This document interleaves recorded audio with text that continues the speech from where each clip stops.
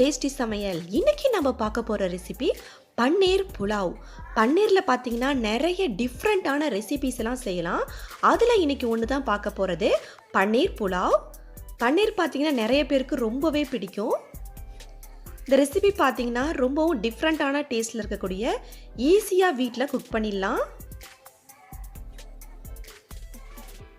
இன்றைக்கி நம்ம ப்ரெஷர் குக்கரில் எப்படி நம்ம புலாவ் பண்ணலாம் அப்படின்னு சொல்லிட்டு இந்த வீடியோவில் பார்க்கலாம்.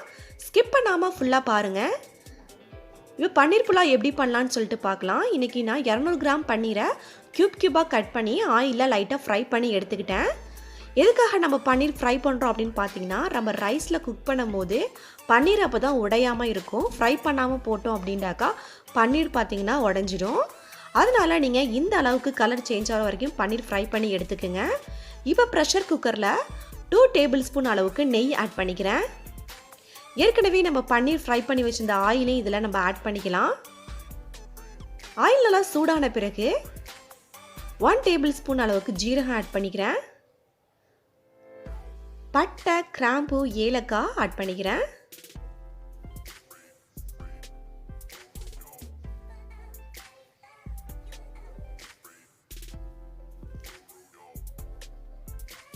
நல்லா எண்ணெய் சூடான பிறகு ஒரு பெரிய வெங்காயம் ஸ்லைஸாக கட் பண்ணி வச்சுருக்கேன்.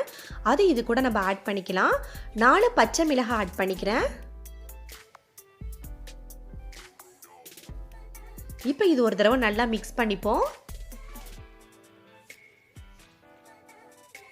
வெங்காயம் பார்த்தீங்கன்னா ஓரளவுக்கு வதங்கின பிறகு 1 டேபிள் ஸ்பூன் இஞ்சி பூண்டு பேஸ்ட் ஆட் பண்ணிக்கிறேன். இப்போ இது ஒரு தடவை மிக்ஸ் பண்ணிக்கலாம்.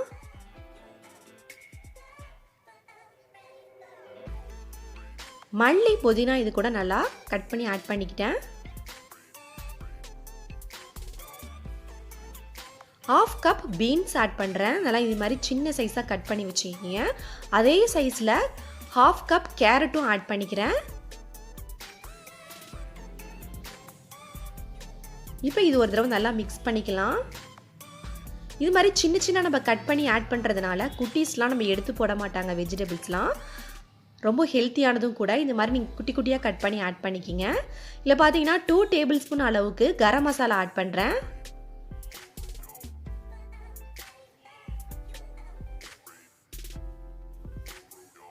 இப்போ நம்ம ஃப்ரை பண்ணி வச்சிருந்த பன்னீரையும் இது கூட நம்ம ஆட் பண்ணிக்கலாம்.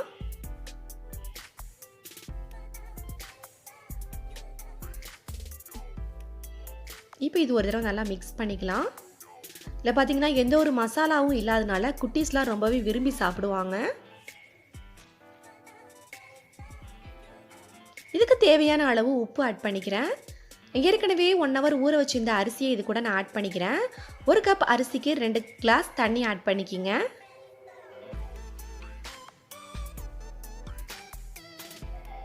இப்போ இதை க்ளோஸ் பண்ணி லோ சிம்மில் ஒரு விசில் வர அடைக்கும்.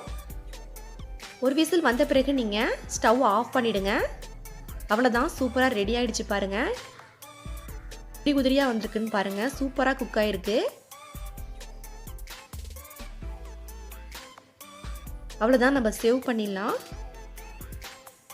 ரொம்பவும் டிஃப்ரெண்ட்டான டேஸ்ட்டில் இருக்கக்கூடிய எம்மியான பன்னீர் புலாவ் சூப்பராக ரெடி ஆகிடுச்சு. நீங்களும் வீட்டில் ஒரு முறை ட்ரை பண்ணி பார்த்துட்டு எப்படி வந்துச்சுன்னு கமெண்ட் பாக்ஸில் கமெண்ட் பண்ணுங்கள். ரெசிபி பிடிச்சிருந்துச்சுன்னா சப்ஸ்கிரைப் பண்ணுங்கள், ஷேர் பண்ணுங்கள், லைக் பண்ணுங்கள், பெல் பட்டனை கிளிக் பண்ணுங்கள்.